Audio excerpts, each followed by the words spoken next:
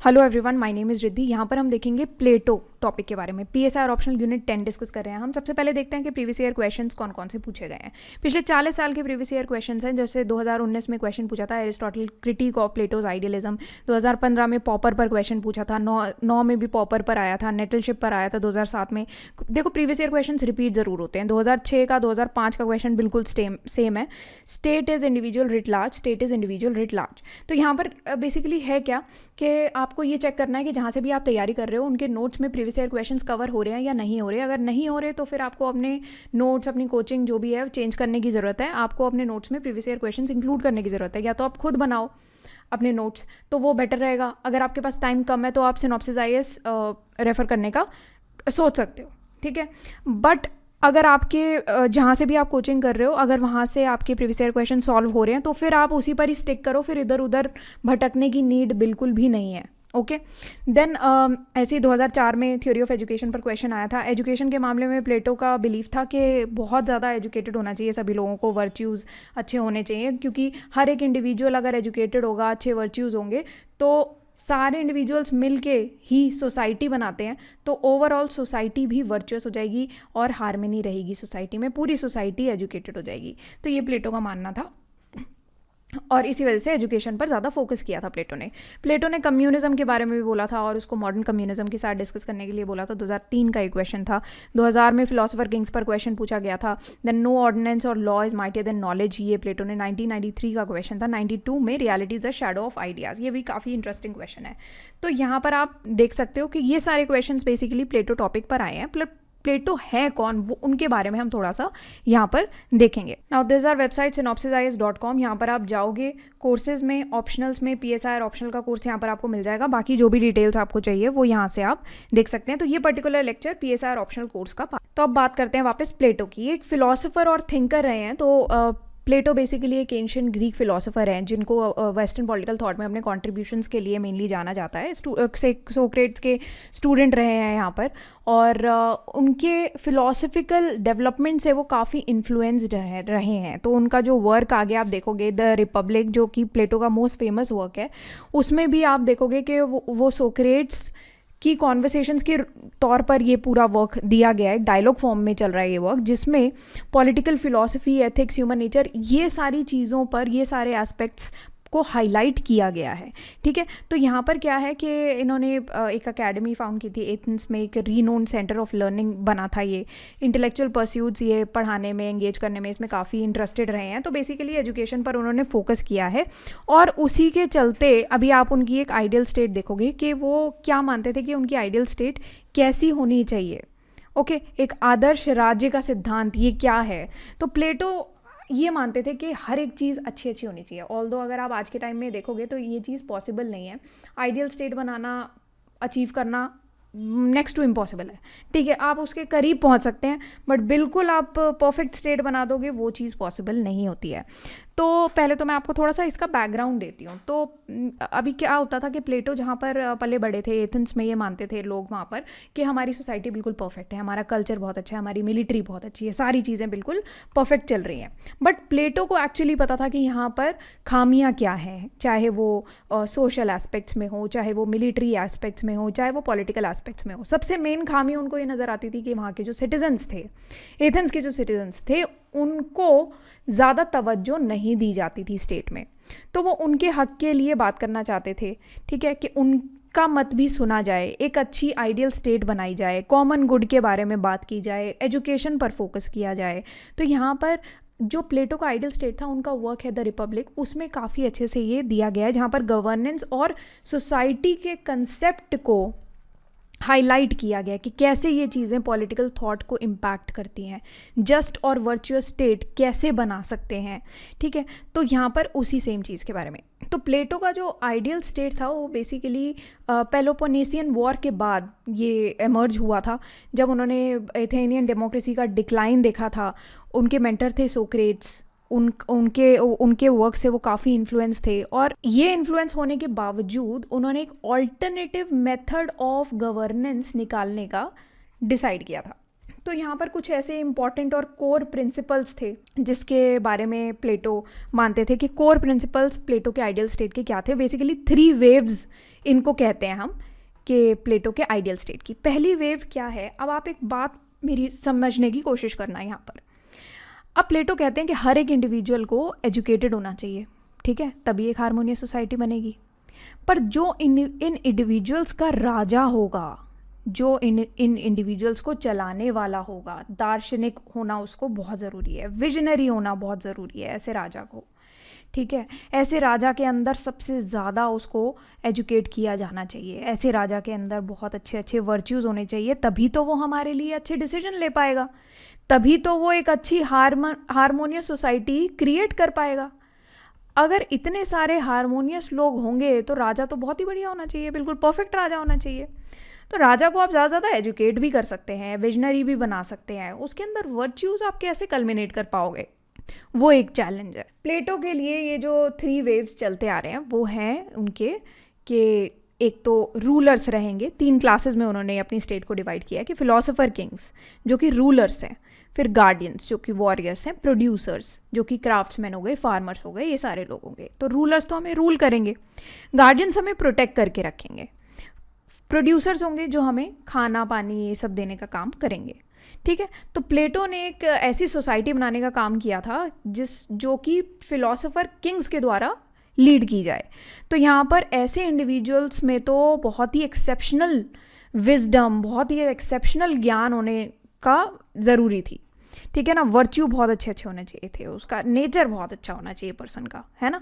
वो सारी यहाँ पर इनकी रिक्वायरमेंट्स थी। तो गार्डियंस में कौन कौन आ जाते हैं, वॉरियर्स आ जाते हैं। तो बेसिकली इनको तो बहुत रिगरस एजुकेशन देने की ज़रूरत है, वॉरियर्स को भी इतनी अच्छी ट्रेनिंग देने की ज़रूरत है ताकि टाइम पड़ने पर वो हमें अच्छे से प्रोटेक्ट करके रख पाएँ, ठीक है। नेक्स्ट आता है आपका communal ownership and elimination of private property. तो अभी प्लेटो ये कहते थे, अभी आपने आज के टाइम में देखा होगा या फिर बहुत सारी मूवीज़ में देखा होगा कि फादर की प्रॉपर्टी के पीछे भाइयों भाइयों में झगड़े हो जाते हैं, ठीक है ना। तो यहाँ पर भी प्लेटो उसी विजन के साथ बात करते हैं कि जो कम्युनल ओनरशिप होनी चाहिए प्रॉपर्टी की, प्राइवेट प्रॉपर्टी को आप एलिमिनेट कर दो, अदरवाइज लोगों में डिविजन्स होंगे, कन्फ्लिक्ट्स होंगे, लड़ाई झगड़े होंगे कि उसको ज़्यादा मिल गया, मुझे कम मिला है, या मुझे ज़्यादा मिल गया, उसको कम मिला है, फलाने को ये हो गया। तो अनइक्वल वेल्थ डिस्ट्रीब्यूशन पर कलेश हो जाएंगे। इस वजह से आप communal ownership of property wealth लेके आओ। इवन फैमिलीज़ में भी इसी तरीके से होना चाहिए अमंग द गार्डियंस, ठीक है ना। अब नेक्स्ट चीज़ है एजुकेशन एंड सेंसरशिप। तो उसमें तो बहुत ही एक सिंपल चीज़ के बारे में बात करते हैं प्लेटो कि एजुकेशन तो बहुत ही रिगरस देने की नीड है यहाँ पर, ठीक है।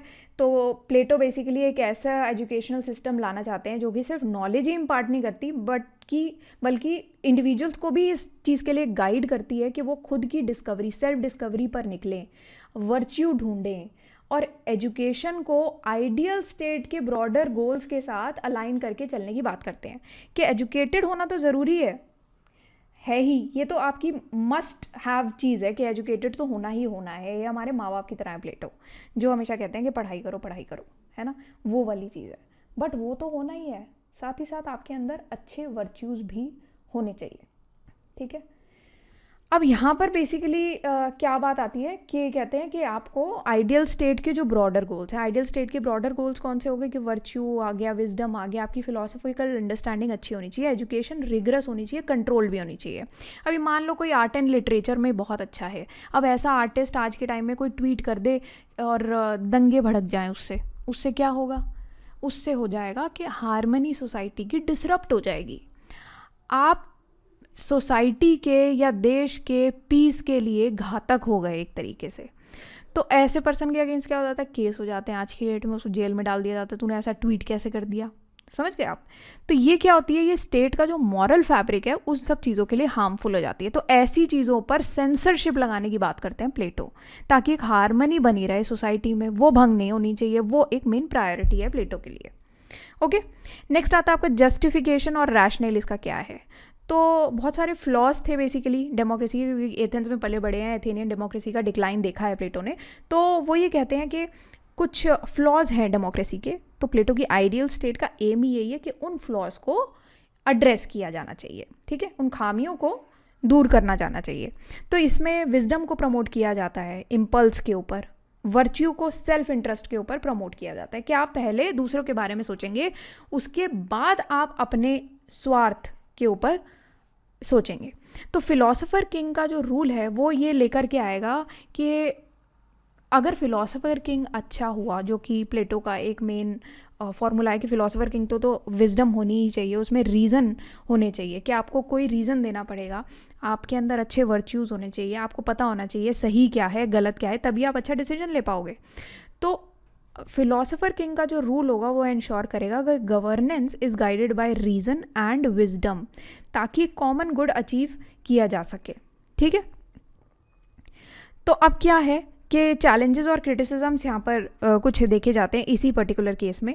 क्या है ये चैलेंजेस एंड क्रिटिसिजम्स के? सबसे पहले तो प्रैक्टिकल है ही नहीं है, जो प्लेटो कह रहे हैं वो किसी भी एंगल से प्रैक्टिकल नहीं है। क्यों? क्योंकि यहाँ पर क्या है कि प्लेटो का जो आइडियल स्टेट है वो अनअटेनेबल यूटोपिया इसको कहा जाता है।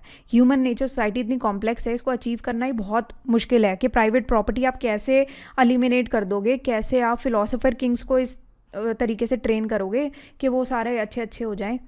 फिर टोटलिटेरियन टेंडेंसीज़ है इसमें, क्या आप कंट्रोल कर रहे हो लोगों को, सेंसरशिप लगा रहे हो। फिलोसोफर किंग की इतनी अथॉरिटी आपने दे दी है कि वो तो अथॉरिटेरियन स्टेट बना देगा, अपना ही राज चला देगा, आपके बारे में तो वो सोचेगा ही नहीं, है ना। तो वो चीज़ है कि सत्तावादी राज्य के ऊपर आपने बहुत ज़्यादा फोकस कर दिया यहाँ पर अपनी चीज़ें ले आके।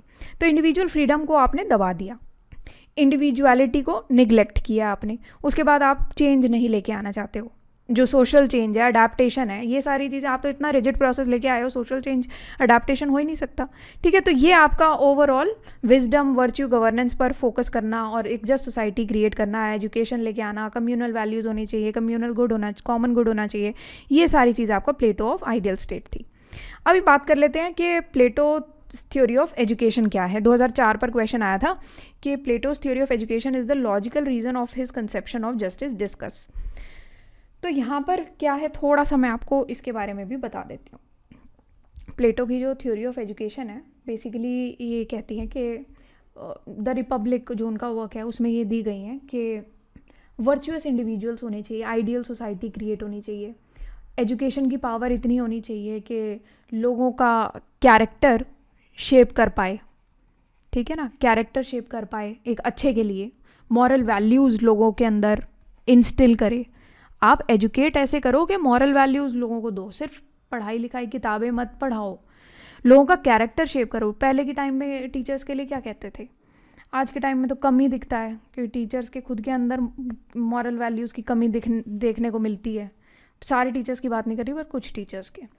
बट पुराने टाइम के टीचर्स कैसे हुआ करते थे, वो सिर्फ आपको किताबी ज्ञान नहीं देते थे, वो आपका कैरेक्टर भी शेप करते थे। टीचर के हाथ में बच्चे की पूरी जिम्मेदारी हुआ करती थी उस टाइम पर। टीचर अच्छे बच्चे बनाने की कोशिश करता था कि मॉरल वैल्यूज़ लोगों को सिखाते थे पहले के टीचर्स, कि ये सही होता है, ये गलत होता है, ऐसा करना चाहिए, ऐसा नहीं करना चाहिए। आज के टीचर्स क्या कहते हैं, अपनी ऐसी में जाओ, अपना देखो, मेरा काम हो गया, मेरी नौकरी हो गई, मैं जा रही हूँ, है ना। तो वो फ़र्क आता है कि पहले के आप यहाँ पर प्लेटो भी उसी थ्योरी ऑफ एजुकेशन की बात कर रहे हैं कि यहाँ पर आपको कैरेक्टर शेप करना है लोगों का, मॉरल वैल्यूज़ आपको इंस्टिल करनी है, तभी तो एक हारमोनियस सोसाइटी बनेगी। वरना बच्चों को आप क्या शिक्षा दे रहे हो, क्या ज्ञान दे रहे हो, सिर्फ किताब ही पढ़ा रहे हो। किताबें तो बच्चे घर पे भी पढ़ सकते हैं आजकल, ऑनलाइन एजुकेशन में पढ़ लें, इतने सारे वीडियोज़ फ्री अवेलेबल हैं, है ना। तो क्या होता है कि आपका यहाँ पर एक क्रूशियल रोल ये प्ले करता है फिलॉसफिकल नेचर। जब आप मिला देते हो एजुकेशन में तो वो एक इम्पॉर्टेंट आइडिया बन जाता है। तो फिलॉसफी को आपको एजुकेशन में मिला कर के चलना है, तब क्या होगा कि एक ऐसे नॉलेज बन कर के आएगी जो कि इंडिविजुअल को सेल्फ डिस्कवरी की एक जर्नी पर ले जाएगी, और आपने एक वर्च्यू उसके अंदर डाल दी, सही गलत की समझ हो सकती है, फिर बच्चे को अच्छी समझ हो सकती है। एजुकेशन को आइडियल स्टेट के गोल्स के साथ आपने अलाइन करके बताया, जो कि मैंने आपको बताया था। तो यही है ओवरऑल इनका थ्योरी ऑफ एजुकेशन। बाकी चीज़ें आप खुद से भी पढ़ सकते हैं, कुछ ज़्यादा और कुछ भी नहीं है कि वर्च्यू हार्मनी लोगों में लेके आए। देन आपका गार्डियंस का सिलेक्शन और ट्रेनिंग आप किस तरीके से करोगे, कि अभी मान लो आपने ये तो बोल दिया कि ठीक है गार्डियंस होंगे, वॉरियर क्लास होगी, बट उनकी ट्रेनिंग भी तो आपको उसी हिसाब से करना पड़ेगा कि एक बंदा बचाव करेगा, बचाव करना उसको आता नहीं है, सामने वाले ने आपके ऊपर अटैक कर दिया, बंदा धरा का धरा रह गया। तो गार्डियंस जो वॉरियर रूलर क्लास होगी उनको रिगरस एजुकेशन दी जाएगी ताकि वो विजडम डेवलप करें, फिजिकल प्रोग्रेस हो उनमें अच्छी और लॉयल्टी हो स्टेट के प्रति। सेंसरशिप और आर्ट का मैंने आपको बताया, आर्ट एंड लिटरेचर पर सेंसरशिप लगाना ज़रूरी है जो कि गवर्नेंस को भंग कर रहा है। ये ideal forms of virtue and morality है प्लेटो की थ्योरी के हिसाब से, ठीक है। देन मैथमेटिक्स और डायलेक्टिक्स पर बहुत ज़्यादा फोकस करते थे प्लेटो, क्योंकि वो कहते थे कि मैथ्स और डायलेक्टिक्स आना बहुत ज़रूरी है, उसमें रीजनिंग एबिलिटीज़, लोगों की इंटेलेक्चुअल ग्रोथ इन्हांस होती है। तो ये जो सब्जेक्ट्स होते हैं ये आपके एब्स्ट्रैक्ट ट्रूथ्स को ग्रास्प करने में आपकी कैपेसिटी को टेस्ट कर लेते हैं, वो हेल्प करते हैं। और साथ में क्रिटिकल थिंकिंग लोगों के अंदर डेवलप होती है, जस्टिस डेवलप होता है। फिर इक्वल अपॉर्चुनिटी और सोशल हार्मनी पे प्लेटो बात करते हैं, प्लेटो की थ्योरी ऑफ एजुकेशन बात करती है। अब यहाँ पर क्या है कि मेन एंड वुमेन को इक्वल अपॉर्चुनिटी देनी बहुत ज़रूरी है, ये कहते हैं प्लेटो, ठीक है ना। तो क्या आपको मेरिट पर ज़्यादा ध्यान देना है, बेकार के फैक्टर्स, ये जेंडर है, ये औरत है, आदमी है, ये सब भूल भाल के आपको ये ध्यान देना है कि कौन पर्सन रियल में उसका मेरिट और एप्टीट्यूड पे आप उसको टेस्ट करो। इस बेस पे नहीं कि एक लेडी है या एक आदमी है, उस बेसिस पे आप टेस्ट मत करो। बाकी कुछ चैलेंजेस हैं अगेन के इंडिविजुअल फ्रीडम का इन्फ्रिंजमेंट, ये तो देखा जा रहा है, ठीक है। कि मान लो अभी किसी को कोई क्रिएटिविटी पर ही फोकस करना चाहता तो क्रिएटिव लोगों को इतना ज़्यादा बढ़ावा नहीं दिया गया है, रादर देन मैथ्स पर, रीजनिंग पर, इन सब चीज़ों पर, स्टैटिस्टिक्स पर, ये इन चीज़ों पर ज़्यादा ध्यान दिया गया है। बहुत ही रिजिड है उनका एजुकेशनल सिस्टम, क्योंकि सभी को ही ये बनाना चाहते हैं, बहुत ही एजुकेटेड बनाना चाहते हैं, ठीक है ना। और एक यूनिफॉर्मिटी आ जाएगी इतना आप एजुकेशनल सिस्टम ऐसा बना दोगे तो। फिर लिमिटेड एप्लीकेशन है, तो आप अभी क्या है कि एक स्मॉल होमोजेनियस सोसाइटी के लिए बहुत अच्छा है, बट बड़ी सोसाइटी के लिए जहाँ पर अलग अलग कम्युनिटीज़ हैं, जैसे इंडिया है, इतनी डाइवर्स हमारी कम्युनिटी है, तो वहाँ के लिए हो सकता है इनका ये सूटेबल ना रहे। तो इनका जो कम्युनिज्म और एजुकेशन पे एक क्वेश्चन पूछा गया था, 2007 का एक क्वेश्चन था कि प्लेटो का जो कम्युनिज्म है वो it's a supplementary machinery to give effect to and reinforce that spirit which education is to create. Plato के कम्युनिज्म और एजुकेशन के बारे में यहाँ पर बात की गई है। तो प्लेटो का जो कम्युनिज्म का एक्सप्लोरेशन है वो भी उनके जो वर्क है द रिपब्लिक उसमें दिया गया है। तो यहाँ पर वो कहते हैं कि उनका जो कम्युनिज्म है ना वो इकोनॉमिक स्ट्रक्चर के बियॉन्ड जाता है, कि जो एजुकेशनल डायमेंशंस है और फेमिलियरिटी है, उन सब चीज़ों को यहाँ पर वो इनकलकेट करते हैं।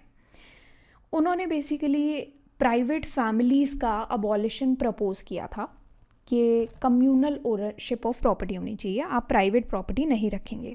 तो यहाँ पर ये जो नेटलशिप ने एजर्शन दिया था कि प्लेटो का जो कम्युनिज्म है it is a supplementary machinery to give effect to and reinforce that spirit which education is to create, ठीक है। तो यहाँ पर क्या है कि प्लेटो के पॉलिटिकल और एजुकेशनल फिलॉसफीज़ की ही बात की गई है। यहाँ पर बताते हैं ये कि प्लेटो का जो कम्युनिज्म है आइसोलेटेड या आर्बिट्ररी फीचर नहीं है उसके पॉलिटिकल थॉट का, बल्कि कॉम्प्लीमेंट्री टूल है जो कि एजुकेशनल सिस्टम का जो उनका ऑब्जेक्टिव है उसको बहुत अच्छे से बढ़ावा दे देता है। तो कम्युनिज्म का यहाँ पर जो पर्पस है वो सिर्फ इकोनॉमिक नहीं है, बल्कि लोगों के अंदर एजुकेशन के थ्रू वर्च्यूज़ और प्रिंसिपल्स डालना भी है कि आप कैसे सही गलत का डिसीजन ले पाओगे, कैसे एक जस्ट सोसाइटी बना पाओगे, एक हारमोनियस सोसाइटी बना पाओगे। तो हारमनी आप कैसे लोगों के अंदर फॉस्टर करोगे, तो वो चीज़ यहाँ पर उन्होंने अलग अलग तरीके से किया है कि अगर लड़ाई झगड़ा हो रहा है, हारमनी कब नहीं है, ये लड़ाई झगड़ा हो रहा है, वो चीज़ को हटाने में क्या आपकी मदद करेगा। ज़्यादातर प्रॉपर्टी के केस में लड़ाई झगड़े होते हैं, तो वहाँ पर आपने क्या किया, वहाँ पर आपने पहला स्टेप ले लिया कि चलो कम्यूनल ओनरशिप ऑफ प्रॉपर्टी करते हैं, यहाँ पर हम प्राइवेट प्रॉपर्टी का कंसेप्ट ही खत्म करते हैं, ठीक है, तो सारा कलेश ही खत्म हो जाएगा, समझ गए। तो यहाँ पर वो वाली चीज़ की गई है। तो कम्युनिज्म का रोल क्या है एजुकेशन को रीइंफोर्स करने में, वो सारी चीज़ें आपकी यहाँ पर बताई गई हैं। ऑल इन ऑल मैं आपको थोड़ा सा इसको समराइज़ करके बताती हूँ कि प्लेटो का जो अभी कम्युनिज्म है, उन्होंने बोला था कि ऐसी सोसाइटी होनी चाहिए जहाँ पर इंडिविजुअल के जो इंटरेस्ट होंगे वो कलेक्टिव वेलफेयर से सबॉर्डिनेट होंगे। मतलब कि आप पहले कलेक्टिव गुड के बारे में सोचोगे, अपने खुद के इंटरेस्ट के बारे में आप नहीं सोचोगे, ठीक है ना। अब वो वाला आइडिया अगर आपको फॉस्टर करवाना है किसी के अंदर, तो उसके लिए क्या है, आप दूसरे के बारे में कब सोचोगे। अभी मान लो आप ही की अपनी प्रॉपर्टी है, तो आप तो अपनी प्रॉपर्टी के बारे में ही सोचोगे, भैया मेरा पैसा मेरा पैसा मेरा पैसा, दूसरे के बारे में आप सोचोगे ही नहीं। पर यहाँ पर वो ये बताते हैं कि अगर आप दूसरे के बारे में सोचोगे, अगर हमने कम्युनल ओनरशिप ऑफ प्रॉपर्टी कर दी, अब आप दूसरे के बारे में आपके लिए सोचना ज़रूरी हो जाएगा। तो एजुकेशन जो है उसके लिए बहुत इंपॉर्टेंट फैक्टर आ जाता है अगर आपको कैरेक्टर फॉर्मेशन करना है, ठीक है। एजुकेशन क्या हो गया, कम्यूनल बना दिया, यहाँ पर एजुकेशन कम्यूनल हो गया, स्टेट कंट्रोल्ड हो गया, स्टेट कंट्रोल कर रही है पूरी तरीके से, है ना। तो एक यूनिफॉर्म और वर्च्यू ओरिएंटेड अपब्रिंगिंग होगी हर एक सिटीज़न की। हर एक सिटीज़न को पता होगा कि ये जो प्राइवेट ओनरशिप है, इस तरीके की चीज़ें हमारे यहाँ पर नहीं है। कम्युनिज्म और एजुकेशन को इस तरीके से मिला दिया गया है कि एक जस्ट सोशल ऑर्डर फॉर्म हो, ठीक है, जो कि कॉमन शेयर्ड वैल्यूज़ पर बेस्ड हो, कॉमन गुड पर बेस्ड हो। अपने सेल्फिश डिज़ायर्स को आपको पीछे रखना है, कलेक्टिवली वेलबींग के बारे में आपको सोचना है, प्राइवेट प्रॉपर्टी का एलिमिनेशन होना चाहिए, इंडिविजुअल वेल्थ एक्यूमुलेशन हो जाता है कि बंदे के पास खूब पैसा है, दूसरा बंदा गरीब है, खाने के लिए नहीं है, एक बंदा अमीर है, बहुत ज़्यादा अमीर है, उसके पास पैसे की कोई कमी नहीं है, भगवान को भी वही पैसे दे रहा है ना, वो वाली चीज़ें हैं। तो यहाँ पर वही सेम चीज़ के बारे में लिखा हुआ है। अब डिटेल में आप अपने हिसाब से इसको पढ़ सकते हैं। डिटेल में हम लोगों ने पेड लेक्चर्स में ये सारी चीज़ें पढ़ाई हुई हैं बहुत डिटेल में। अब प्लेटो का कम्युनिज्म वर्सेस मॉडर्न कम्युनिज्म, ये क्या है। तो 2003 में जैसे ये क्वेश्चन पूछा गया था कि प्लेटो का कम्युनिज्म को मॉडर्न कम्युनिज्म के साथ कंपेयर करना है। अब क्या है बेसिकली कि पहले आपको थोड़ा सा मैं इसके बारे में थोड़ा समझा देती हूँ। द रिपब्लिक में अगेन उनका ये वर्क दिया गया है कि ये जो कंसेप्ट है कॉमन प्रॉपर्टी का और शेयर्ड रिसोर्सेज का, इनमें काफ़ी पैरेलल है और ये मॉडर्न कम्युनिज्म के साथ थोड़ा सा कंट्रास्ट करता है। एक सोशो पॉलिटिकल आइडियोलॉजी है जो कि काफ़ी बाद में एमर्ज हुई है। तो यहाँ पर प्लेटो के कम्युनिज्म का मॉडर्न कम्युनिज्म के साथ जो कंपैरेटिव एनालिसिस किया गया है वो शेयर्ड प्रिंसिपल डाइवर्जेंट फाउंडेशंस पे कुछ इंसाइट्स यहाँ पर डालता है। तो वो हम थोड़ा सा समझेंगे कि प्लेटो का कम्युनिज्म क्या है। कि आइडियल स्टेट का अगेन वही सारे फीचर्स आते हैं इसमें। आइडियल स्टेट के बारे में बात करता है, प्राइवेट प्रॉपर्टी का एलिमिनेशन, वेल्थ डिस्पैरिटीज़ नहीं होंगी, ये सारी चीज़ें होंगी। बट ऑल इन ऑल अगर मैं आपको थोड़े 2-3 लाइन में अगर मैं आपको ये एक्सप्लेन करूँ तो एक कलेक्टिव ओनरशिप का नोशन ये शेयर करता है कि जो मोटिवेशंस हैं, प्रिंसिपल्स हैं, वो सिग्निफिकेंटली डिफ़र करते हैं दोनों में। प्लेटो का जो कम्युनिज्म है वो बेसिकली आइडियलिज्म में रूटेड है। यहाँ तो बिल्कुल ही आइडियलिज्म की बात होती है, आइडियल स्टेट होनी चाहिए, सारी चीज़ें आइडियल होनी चाहिए, उसी पर ही बेस्ड है ताकि सोशल डिविजन्स का एलिमिनेशन हो। वेल्थ डिस्पैरिटीज़ वगैरह क्या क्रिएट करते हैं, सोशल डिविजन्स ही तो क्रिएट करते हैं। तो सोशल डिविजन्स का एलिमिनेशन करना चाह रहे हैं प्लेटो ताकि एक हार्मोनियस सोसाइटी बन जाए। But in contrast to that जो हमारा मॉडर्न कम्युनिज्म है, ये यहाँ पर ये दिया गया मॉडर्न कम्युनिज्म है, इसके बारे में मैं आपको बता देती हूँ। ये बेसिकली तब एमर्ज हुआ था जब सोशो इकोनॉमिक डिस्पैरिटीज़ चल रही थी बहुत ज़्यादा, उसके रिस्पॉन्स में ये एमर्ज हुआ था मॉडर्न कम्युनिज्म, ताकि जो क्लास स्ट्रगल है उसको एड्रेस कर पाए, ताकि जो भी मीन्स ऑफ प्रोडक्शन है उनका कलेक्टिव ओनरशिप होना चाहिए। तो क्लास स्ट्रगल आप मोटा मोटा ये मान के चलो कि जो क्लास स्ट्रगल है उसको एड्रेस करने के लिए ये मॉडर्न कम्युनिज्म आया था, ठीक है। अब प्लेटो का जो विजन आ जाता है यहाँ पर वो है फिलोसफिकल आइडियाज़ से ड्रिवन है, सारे फिलोसफिकल आइडियल्स के बारे में सोचते रहते हैं प्लेटो। जबकि जो मॉडर्न कम्युनिज्म है वो प्रैग्मेटिक चैलेंजेस को एड्रेस करने की बात करते हैं कि जो रियल में हो रहे हैं अभी प्रॉब्लम, क्लास स्ट्रगल तो रियल प्रॉब्लम है ना, बट जो प्लेटो बात कर रहे हैं क्या वो रियल प्रॉब्लम है, वो उनका एक आइडियल स्टेट का थ्योरी है, ठीक है ना। तो वो ये बताते हैं कि कैसे हिस्टोरिकल कंटेक्स्ट में कितने डिस्टिंक्शंस हैं, मोटिवेशंस क्या हैं, अप्रोचेस क्या हैं, सोसाइटी ट्रांसफॉर्म कैसे हो सकती है। तो ये सारे इनके आइडियाज़ हैं, ठीक है। तो यहाँ पर उसी के बारे में आप मॉडर्न कम्युनिज्म को भी अच्छे से यहाँ पर पढ़ सकते हो, समझ सकते हो, ओके। इनका कंपैरेटिव एनालिसिस किया गया कि शेयर्ड प्रिंसिपल है, प्रॉपर्टी ओनरशिप क्या के बारे में क्या बात करते हैं कि जो प्लेटो है और मॉडर्न कम्युनिज्म है दोनों ही कम्युनल ओनरशिप और प्रॉपर्टी और रिसोर्सेज के बारे में बात करते हैं। अलग अलग रीजंस चाहे हो उनके, बट स्टिल वेल्थ इक्वालिटी पर दोनों ही बिलीव कर रहे हैं कि धन समानता होनी चाहिए, कि दोनों ये आइडियोलॉजीज़ एक ऐसी सोसाइटी बनाना चाहते हैं कि वेल्थ डिस्पैरिटीज़ जिसमें कम हो। कि जिसमें कलेक्टिव वेलबींग को इंपॉर्टेंस दिया जाए। डाइवर्जेंट फाउंडेशंस हैं, philosophical versus socio economic basis है, ये आपको पता ही है। प्लेटो फिलोसफी पर बेस्ड है, ये सोशो इकोनॉमिक पर बेस्ड है, मॉडर्न कम्युनिज्म, ठीक है। क्लास स्ट्रगल के बारे में बात करते हैं। एजुकेशन वर्सेस रेवोल्यूशनरी अप्रोच, प्लेटो का कम्युनिज्म तो बिल्कुल ही वो बात करते हैं कि एजुकेशन पर फोकस करो, जबकि मॉडर्न कम्युनिज्म वो ये कहते हैं रेवोल्यूशनरी चेंज होना चाहिए, बिल्कुल कि एक झटके में आपका रेवोल्यूशनरी चेंज होना चाहिए। फिर individual virtue versus collective virtue आ जाता है कि कैसे कि प्लेटो बेसिकली ये बात करते हैं कि जो इंडिविजुअल वर्च्यूज़ हैं उन पर हमें फोकस करना है ताकि ओवरऑल स्टेट ही बहुत अच्छी वर्चुअस स्टेट बन जाए और लोगों का पूरे हित के बारे में आप सोचो। कलेक्टिव इक्वालिटी में क्या है कि मॉडर्न कम्युनिज्म ये फोकस करता है कि आप कलेक्टिव इक्वालिटी के बारे में सोचिए ताकि वेल्थ का अच्छे से रीडिस्ट्रीब्यूशन और रिसोर्सेज का रीडिस्ट्रीब्यूशन आप अच्छा कर पाओ। Ideal state versus socio political transformation, ये भी क्लियर आपको पता लग रहा है कि यहाँ पर फिलोसफिक किंग का आइडिया, यहाँ पर प्लेटो का जो कम्युनिज्म है वो तो इसी पर ही बेस्ड है। फिलोसफर किंग्स होनी चाहिए, आइडियल स्टेट होनी चाहिए, जस्टिस वर्च्यू होना चाहिए, जबकि मॉडर्न कम्युनिज्म में क्लासलेस सोसाइटी पर फोकस किया जाता है। एक क्लासलेस सोसाइटी होनी चाहिए जहाँ पर मीन्स ऑफ प्रोडक्शन सभी लोग ओन करें और कंट्रोल करें, ठीक है। तो यहाँ पर वो बात आ जाती है। नेक्स्ट हम देखते हैं फिलोसोफर्स एज किंग्स। तो 2000 का ये क्वेश्चन पूछा गया था फिलोसोफर्स एज किंग्स का, वो देख लेते हैं। तो फिलोसफर एज किंग्स में 2000 में एक क्वेश्चन पूछा था, अंटिल फिलोसफर्स आर किंग्स और Kings and princess of this world have the spirit and power of philosophy, cities will never have rest from evil.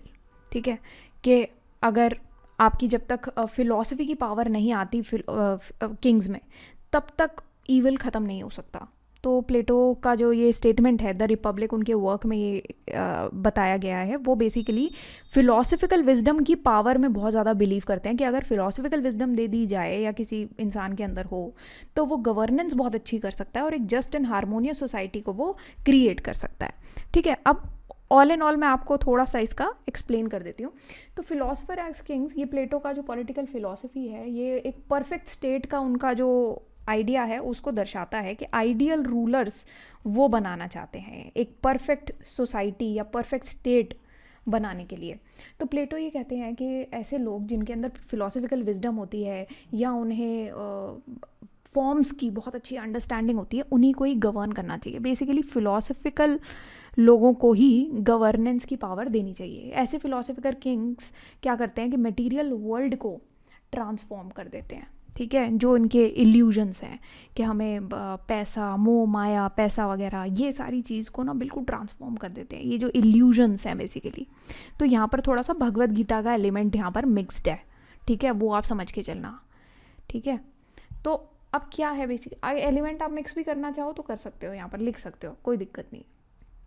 तो अब क्या है कि अगर आप फिलॉसफी लेकर के आए तो आप जस्टिस और वर्च्यू के बहुत अच्छे प्रिंसिपल्स को कल्मिनेट कर पाओगे अगेन। तो ये चैलेंज बेसिकली यहाँ पर है कि आपको कैसे ऐसे एनलाइटेंड रूलर्स को आइडेंटिफाई करना है और एजुकेट करना है। तो एनलाइटेंड रूलर्स ढूंढो पहले तो।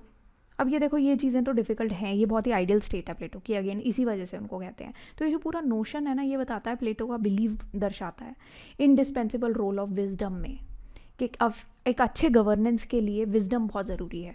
और ये क्वेश्चंस भी रेज करता है कि ये जो सारा पूरा थ्योरी है, इसकी प्रैक्टिकलिटी कैसे है। प्रैक्टिकली संभव ही नहीं है ये चीज़, तो है ना, इतना ऐसा सिस्टम इम्प्लीमेंट करना रियल वर्ल्ड में कितना मुश्किल है। तो वो यहाँ पर पूरा ऑल इन ऑल इस पर्टिकुलर टॉपिक में बताया गया है। नेक्स्ट टॉपिक आता है आपका state is individual writ large. इस पर 2 क्वेश्चंस यूपीएससी ने ऑलरेडी पूछे हुए हैं, 2006 में, 2005 में, and as it is same question यहाँ पर पूछा गया है। तो प्लेटो बेसिकली कहते हैं state is individual writ large. अपने फिलोसफिकल फ्रेमवर्क में उन्होंने ये कहा गया है बेसिकली आइडियल स्टेट और ह्यूमन सोल के बीच में एक पैरेलल बिठाया गया है। देखो, state is individual writ large का क्या मतलब हुआ, एक सिंपल शब्दों में अगर मैं आपको बताऊँ, एक इंडिविजुअल है, मान लो अब यहाँ पर 5 इंडिविजुअल्स हैं मान लो। ठीक है, अब ये सारे 5 इंडिविजुअल्स, ये बंदा भी अच्छा है, ये भी अच्छा है, ये भी अच्छा है, ये भी अच्छा है, ये भी अच्छा है, ये 5 इंडिविजुअल्स मिल के एक सोसाइटी बनाते हैं। तो ये ओवरऑल सोसाइटी कैसी हुई, अच्छी हो गई। ठीक है, अब मान लो ये सारे इंडिविजुअल्स जो है विद टाइम गंदे हो जाते हैं, ये भी गंदा पर्सन है, ये भी गंदा है, ये भी गंदा है, ये भी गंदा है, ये भी गंदा है, तो पूरी सोसाइटी कैसी हो गई, गंदी सोसाइटी हो गई। ठीक है ना, तो या तो अब आपकी सोसाइटी सब लोग अच्छे होंगे तभी अच्छी बन पाएगी सोसाइटी। सब लोग गंदे होंगे तो गंदी सोसाइटी बन जाएगी। बाकी हम मेजॉरिटी वाइज देख लो कि 3 गंदे हैं 2 अच्छे हैं तो भी अभी बैलेंस नहीं बना पा रहे, है ना। तो अभी सोसाइटी बहुत ही एवरेज बन रही है, तो वो सारी चीज़ें चलती हैं। तो बेसिकली इंडिविजुअल ही तो सोसाइटी बनते हैं, बहुत सारे इंडिविजुअल्स मिलके। तो यही सेम चीज़ यहाँ पर बताई गई है कि जो आपके एट्रीब्यूट्स हैं या जो वर्च्यूज़ हैं, फ्लॉज हैं, बिहेवियर्स हैं, जो इंडिविजुअल्स में एक सोसाइटी में मिलते हैं, वही तो कलेक्टिवली स्टेट के नेचर को शेप और डिफाइन कर देते हैं एज अ होल। तो हमारा नेचर एज एन इंडिविजुअल जैसा है वैसे ही हम पूरी स्टेट बना लेंगे, सारे मिलके एक स्टेट बना देते हैं, वो यहाँ पर बताया गया है। तो 3 क्लासेस हैं ऑल इन ऑल यहाँ पर स्टेट की। रूलर्स हो गए, ऑक्सिलरीज हो गए या प्रोड्यूसर्स। ऑक्सिलरीज बेसिकली वही हो गए जो वॉरियर्स हैं बेसिकली। तो यहाँ पर ये 3 तरीके से डिवीजन किया गया है सोल का, रीज़न, स्पिरिट और डिज़ायर में। ठीक है, यहाँ पर मैं लिख देती हूँ रीज़न, स्पिरिट एंड डिज़ायर। 3 तरीके से यहाँ पर डिवीजन किया गया ह्यूमन सोल का, आत्मा का। ठीक है, तो यहाँ पर बेसिकली ये तीनों चीज़ें क्या दर्शाती हैं? रूलर्स, ऑक्सिलरीज और प्रोड्यूसर्स आत्मा की ये रीज़न, स्पिरिट और डिज़ायर को ही दर्शाते हैं।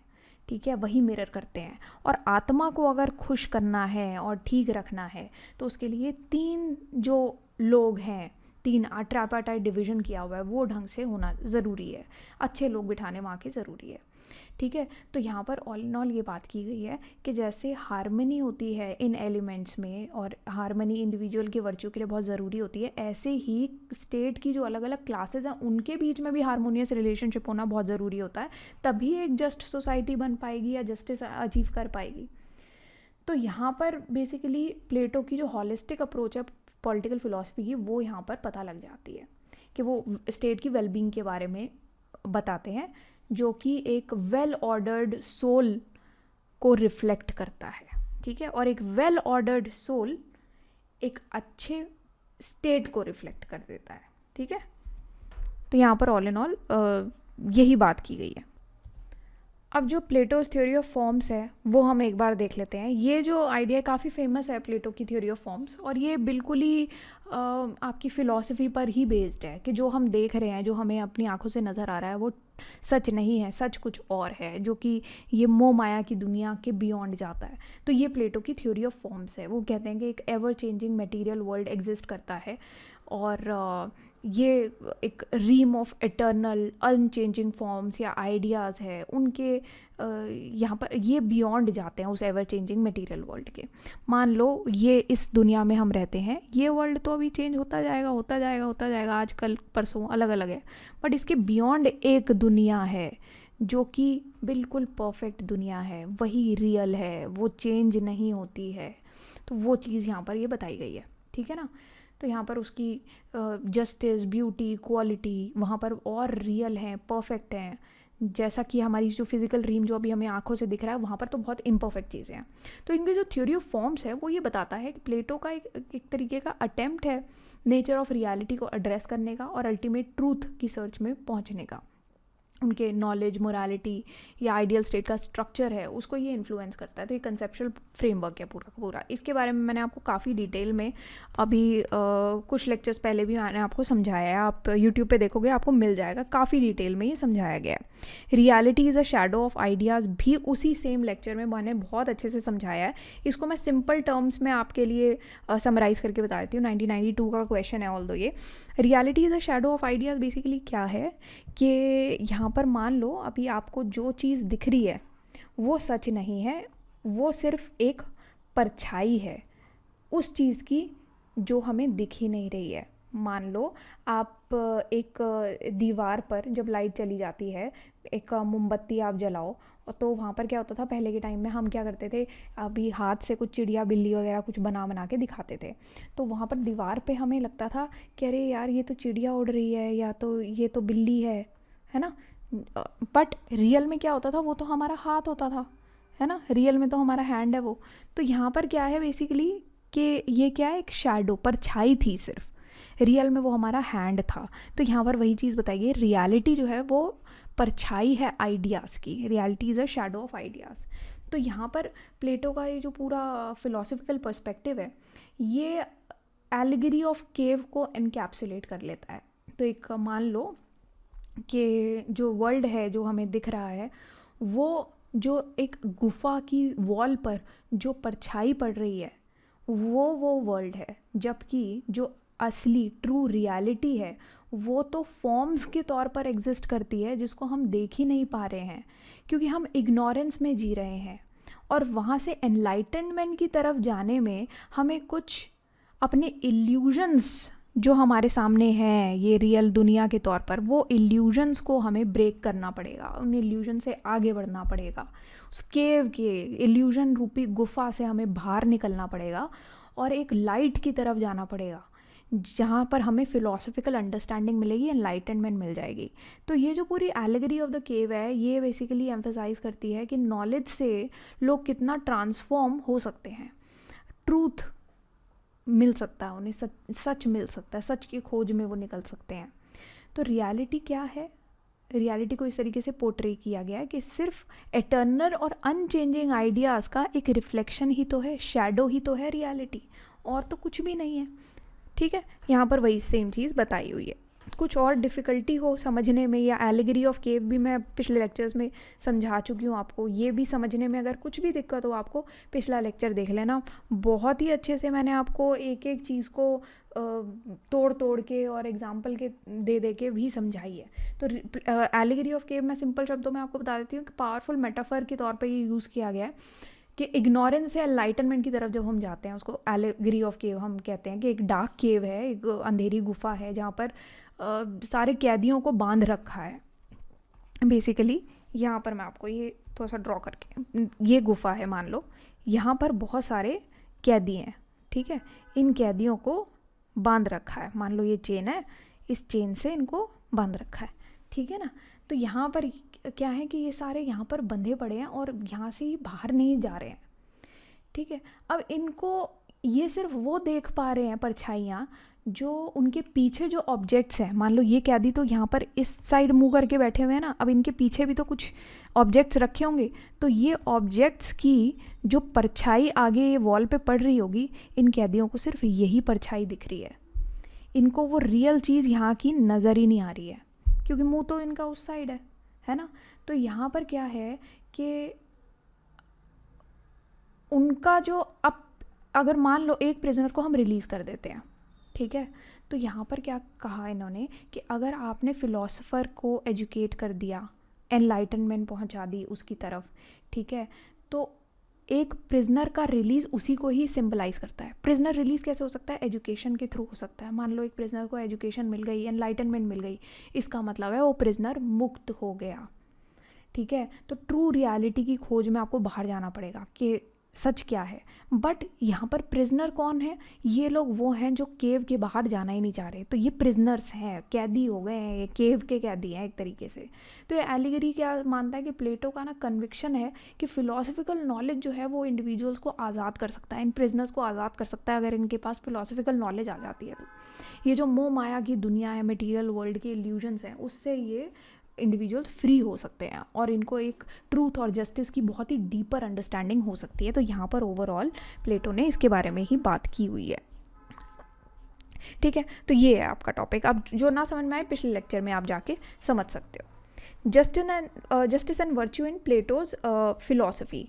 तो यहाँ पर जस्टिस एंड वर्च्यू का तो बहुत सिंपल चीज़ है जो कि हम अभी तक भी पढ़ते आ रहे हैं कि प्लेटो का जो फिलोसफिकल एक्सप्लोरेशन है जस्टिस एंड वर्च्यू का, वो बेसिकली उनके आइडियल स्टेट और ह्यूमन सोल का जो व्यूज़ हैं उसी के आसपास इर्द गिर्द उसी के बारे में बात करता रहता है ये, ठीक है, कि उनके जो आइडियल्स हैं वो उनके एथिकल, पॉलिटिकल, मेटाफिजिकल फ्रेमवर्क्स, इन सब चीज़ों को दर्शाता है। आइडियल सोसाइटी एनलाइटन इंडिविजुअल बनाने में उनकी हेल्प करता है। जस्टिस और वर्च्यू का इंटरप्ले यहाँ पर बता रखा है कि वर्च्यू जो है वो जस्टिस का असेंस है, बहुत इंपॉर्टेंट है जस्टिस के लिए। जस्ट इंडिविजुअल, जस्ट सोसाइटी के बारे में बताया, फिलोसफर किंग और विजडम के बारे में यहाँ पर अलग अलग चीज़ें बताई हुई हैं।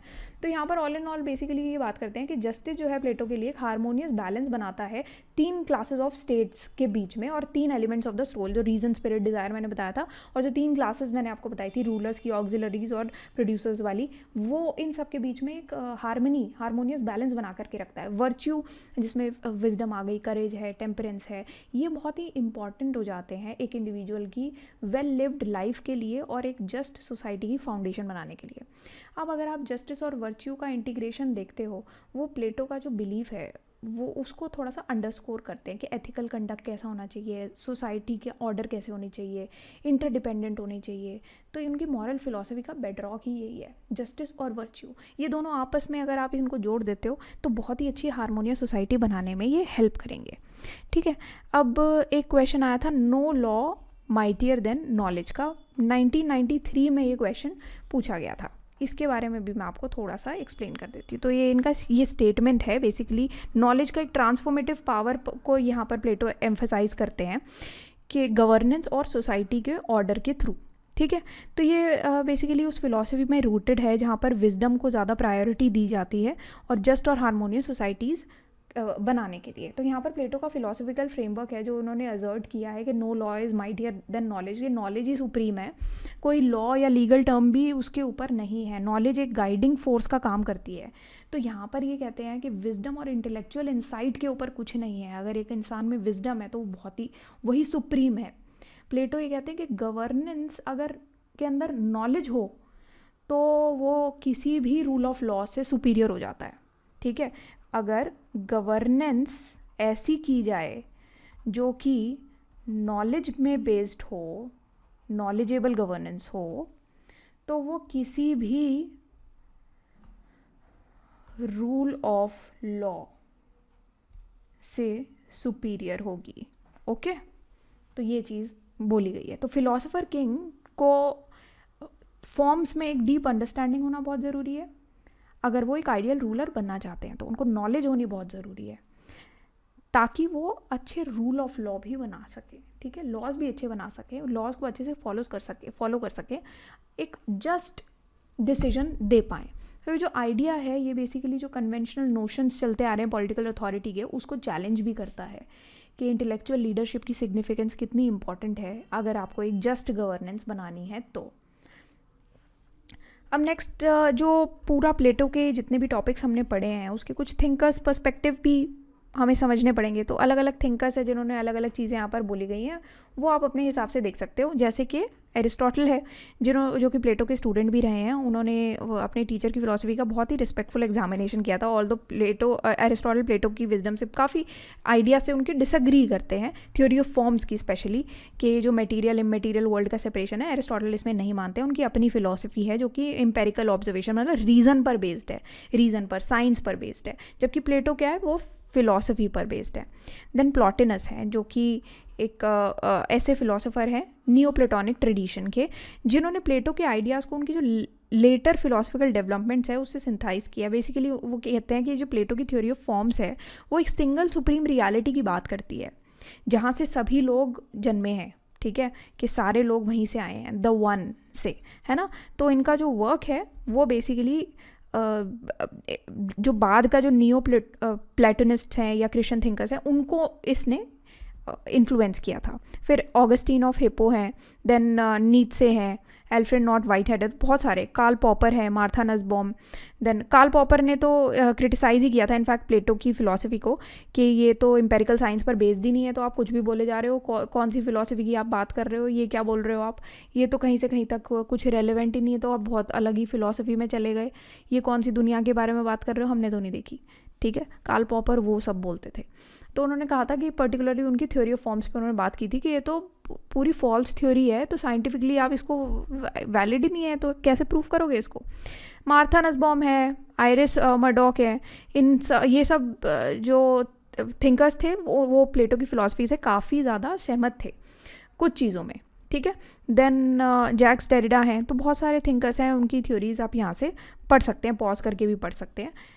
कुछ लोग प्लेटो के फेवर में बोले, कुछ लोग प्लेटो के अगेंस्ट में बोले हैं बेसिकली। ठीक है, अब यहाँ पर क्या है, वेस्टर्न थॉट एंड प्लेटो, इसमें पॉपर ने एक क्वेश्चन पूछा हुआ था कि western thought one might say has been either Platonic और anti Platonic but hardly ever non Platonic. तो कार्ल पॉपर तो हमेशा से ही प्लेटो को क्रिटिसाइज़ करते आए हैं क्योंकि कुछ चीज़ों में वो नहीं मानते कि ये चीज़ें प्रैक्टिकली संभव हैं, क्योंकि प्लेटो क्या है फिलोसफिकल पर्सन है और कार्ल पॉपर क्या है एक साइंस और रीज़न पर बेस्ड पर्सन है।